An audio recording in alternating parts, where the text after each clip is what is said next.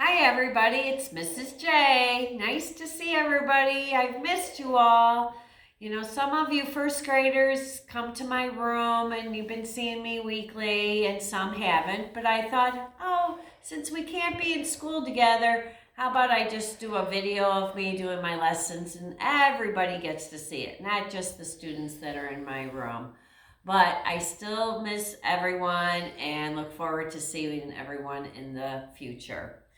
So I'm going to be doing a different lesson every week. And then as time goes on, I'm also going to add some fun things like we can make and those kinds of activities. I hope some of you got to see my couple of lessons on the e-learning on the website. Today we're going to read the book, Being a Family, and talk about it. So the name of the book is Being a Family. A family is two or more people who live together. Families are different colors, different sizes, and they like different things. Aunts, uncles, grandparents, or special friends may also be part of a family. Mothers and fathers, sisters and brothers are immediate family. Grandparents, aunts, uncles, and special friends are called extended family. A family is made up of people who are bound together by birth, by law, or by love. Sometimes they share the same home. All people have different personalities. Each person has their own thoughts, their own feelings, and their own needs, even the youngest. It is only natural that when people with different personalities are around each other a lot, they will have disagreements and they may fight. Sometimes a fight can be helpful. It allows everyone to share their feelings and frustrations. Best of all, it gets the problems out into the open. Problems can only be solved if they are out in the open. It is important to be honest about your feelings. It isn't always easy. Lots of people are shy about their feelings. It can be hard to say, I'm mad at you, or I want what you have. Sometimes it's even harder to know what you are feeling. Helping and sharing are part of family life. In every home, there are many jobs that have to be done. Someone must earn the money for food, clothes, and a place to live. Someone must cook the food. Someone must clean the home. Someone must wash the clothes. It is only fair that these chores are shared by everyone. Rules are guidelines that can help the family work well together. There are fewer hurt feelings and less fights when you know what you can do and what you cannot do. Families change, people grow old, family members die, new members arrive, children grow up and move away. Some families separate and form new families. Being a family means growing and changing through good times and bad. It means working and playing together, fighting and making up. Being a family means sharing life. Okay, so let's talk about the book and some of the things that we learned. We know that all families are people in our home. It could be grandparents, it could be special friends, but everyone that we live with and we spend time together with our family, and we're bound by love. It also talked about that everyone in the family has a job. So since you are home more, guess what? We have to do some jobs around the house.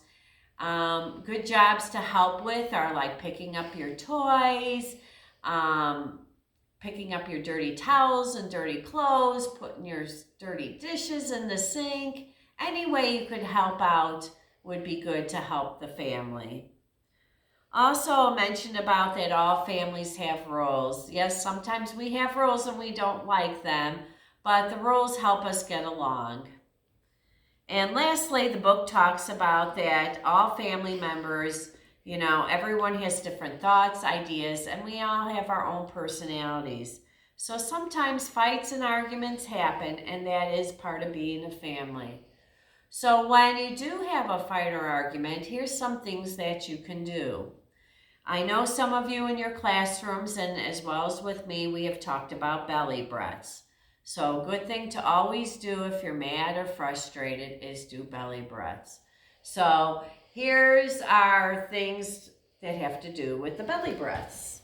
So the first thing when you're going to do a belly breath is you have to stop, because you have to stop to think about how you feel and how you want to handle things. The second thing is you think about how you feel. So you stop and think, am I feeling mad, frustrated, sad? The next thing you do is take a belly breath, and that's taking a big breath from your belly. So you put your hand on your tummy, and then you take a breath like you're blowing out a birthday candle. And lastly, what we're going to talk about is you use what we call I statements with the letter I, not the eyeball. It's I meaning I, where you say I feel, the feeling, because, and how you feel. So let me give you an example. Let's say I'm mad at my sister for taking my toys. So the first thing I would do is I would stop. Okay, I'm going to think about, I'm mad because she took my toy. So then I'm going to take a belly breath.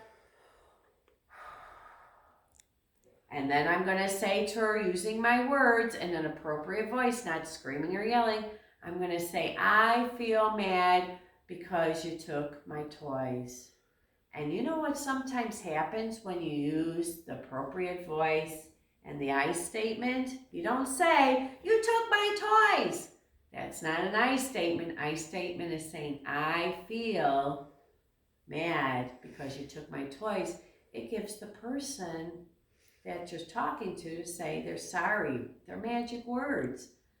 So if I said, I feel mad because you took my toys, they have a chance to say, I'm sorry, and give it back to you. Or it also just opens up time where you guys can talk about it. Okay, so remember, yes, being a family, we have good times and also not so good times, but it's all part of life. And if you would like to draw one thing you could do for me is you could draw a picture of your family having a fun time. You could also just talk with the grown-ups in your house, practice doing your I statements and using your belly breaths. You could do those couple of things. If you would like to send me a picture of your picture through my email, or you can even, if you want to talk to me, just send me an email. My email is jjay@morris54.org. So feel free to send me pictures of your pictures. And again, if you like to talk or just say hi to me, send me an email and I'll do the best I can to get in touch with you. So this ends my lesson. I'll see you guys next week. Enjoy your week with your family. Bye.